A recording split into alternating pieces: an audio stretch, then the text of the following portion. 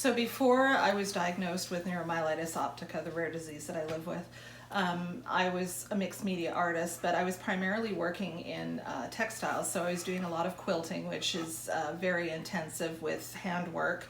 I also quilt with my machine, but there's a lot of times where you're doing handwork. It's just the nature of it. There's cutting of fabric and if you're doing applique, you're doing really tiny fine stitches. If you're doing embroidery of any kind, all of those things require fine motor skills.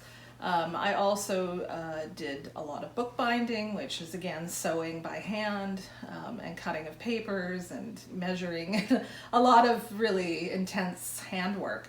And so when I was diagnosed and I started having issues with my hands, that's sort of when I transitioned over to looking at photography and working digitally.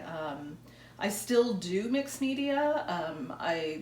I just kind of push through it. I also enjoy doing collage work, which I think is my first love in terms of artwork. And so I keep doing it. It's just that it takes me a little bit longer to do, because if I'm cutting something really tiny, I have to work really, really slowly. If I'm working with any kind of a blade, I have to be really careful.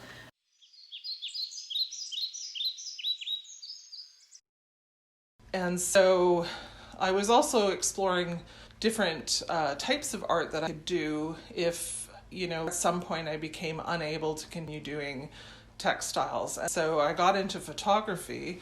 A friend that's local was teaching some online classes using digital photography, and that's something that I had never explored before.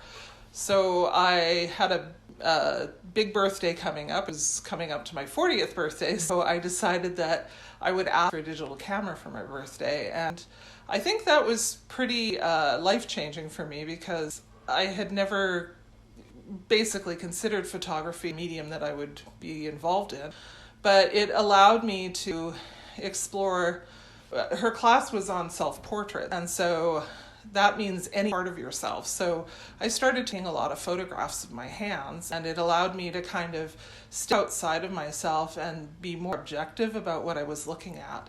And so I was taking pictures of my hands doing different things, and just like exploring ways to kind of pose my hands and just see like how many photographs I could take that were completely different.